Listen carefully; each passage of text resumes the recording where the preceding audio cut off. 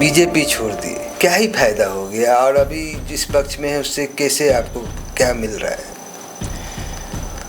देखिए, बीजेपी छोड़ के फ़ायदा नहीं हुआ तो नुकसान भी नहीं हुआ।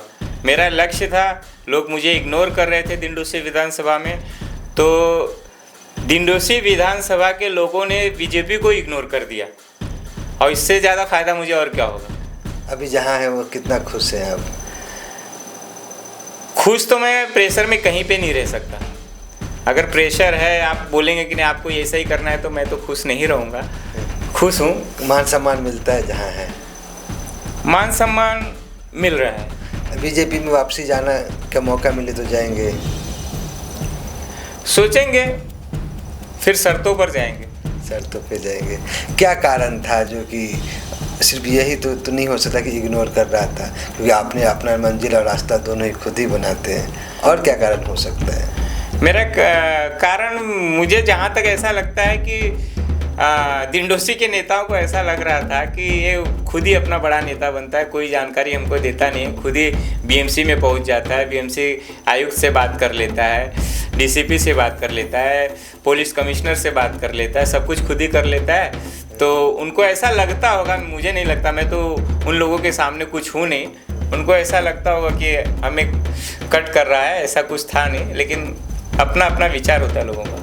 अब आपको ऐसा लगता है कि बांग्लादेशी के आड़ में हमारे उत्तर भारतीयों को रोजी रोटी पे लात मारा जा रहा है? 100%। जिनको, जो वहाँ पे लीगल हैं धंधे वाले, उनको तो बिठाइए। आपको दिखाई नहीं देता क्या? आपको टोपी दाढ़ी दिखाई नहीं देती क्या? अब उनसे अलग से बात करिए ना बिठा के, उनको बुलाइए, उनके धंधे को हटाइए। अब पूरे समाज को, पूरे उत्तर भारतीय समाज को टारगेट कर रहे हैं। धंधा लगाने वाले, रोड पे बैठने वाले, सब्जी बेचने वाले, कह रहे 99% उत्तर भारतीय हैं।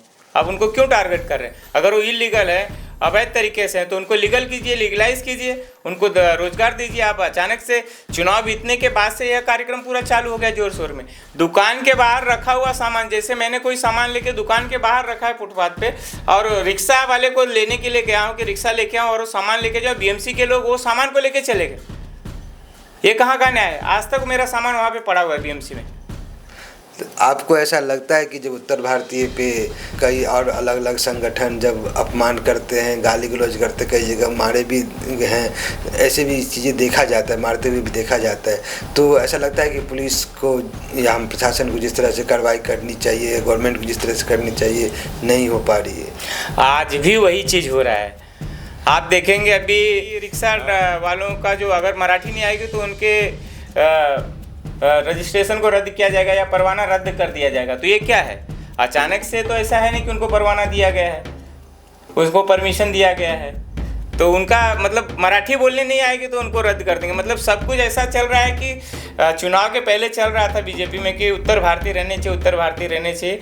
अगर सरकार के लोग ही इस तरीके से बात करेंगे तो परप्रांतियों को टारगेट किया जा रहा है। आपको ऐसा भी लग रहा है कि जो रोड पे जो रेहड़ी टपरी हैं उस पर कहीं न कहीं पॉलिटिकली लोग ही ये सब चीज़ें करवा रहे हैं, या बीएमसी के बड़े अधिकारी के लोग ही 4-4, 5-5 कॉर्नर पकड़ के अपना धंधा चलवा रहे हैं? ऐसे 100% यही चल रहा है। उनका कमीशन बंद नहीं होना चाहिए, उनको ठोकते रहिए, बोलते रहिए, कमीशन आता रहेगा, उनका धंधा चलता रहेगा। नहीं तो ये एक झटके में काम हो सकता है। आप कोई भी एक जगह ले लीजिए, सब्जी मंडी बना दीजिए वहाँ पे, तो क्यों रोड पे लोग बैठेंगे? तकलीफ नहीं होगी लोगों को। एक जैसे कोई बीएमसी गार्डन है, उसमें आप एक हिस्सा बनाइए कि आपको सब्जी बेचना है, इसी स्थान पे बेचना है। जिस तरह से लॉकडाउन के समय में आपको अगर ये था जो डिस्टेंस बनानी है, आप पूरा मैदान में आपने उस तरह खोल के दिया, अभी जब आप उसके रोजगार तोड़ रहे हैं, बुलडोजर चला रहे हैं, तो अभी आपको वहाँ पे उस तरह से कुछ ही व्यवस्था करनी चाहिए, फिर तोड़नी चाहिए? क्या आपको ऐसा लगता है? व्यवस्था करनी चाहिए ना। आप एक जगह पे कर दीजिए लोगों को। आप अगर एक जगह पे कर देते हैं, जैसे कोई ग्राउंड है कि यहाँ पे सब्जी मंडी, जैसे कि मालाड वेस्ट में नटराज मार्केट बोलते हैं, वहाँ पे सब्जी मंडी है, लेकिन अब जो बहुत पुराना है वो जनसंख्या के हिसाब से पूरा नहीं पड़ रहा है। कुरार गांव का एक क्षेत्र है, वहाँ पे एक सब्जी मंडी बना दीजिए जहाँ से लोग क्या जाके खरीदारी करें, तो रोड पे बैठने का और ट्रैफिक की व्यवस्था पे सवाल ही नहीं उठेगा, सब कुछ सुचारू रूप से चलेगा। लेकिन हमें कहीं ना कहीं से कमीशन खाना है, कमाई करनी है, मलाई खत्म हो जाएगी, इसके लिए यह व्यवस्था उस तरीके से बना के रख दी जाती है। अभी एसिड वालों का लेके चल रहा है कि एसिड फेंक दिए तो इसके लिए प्लेटिंग के जितने भी कारखाने हैं उनके ऊपर कार्रवाई होनी चाहिए।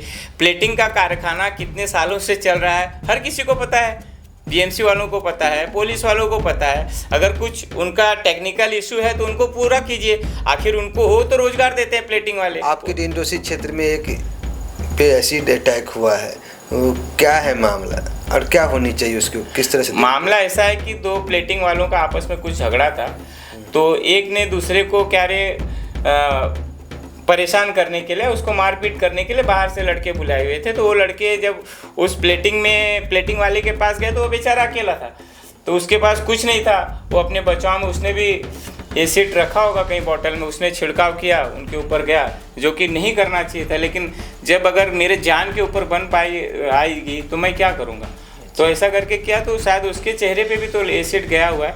वो गलत था, उस कार्रवाई होनी चाहिए।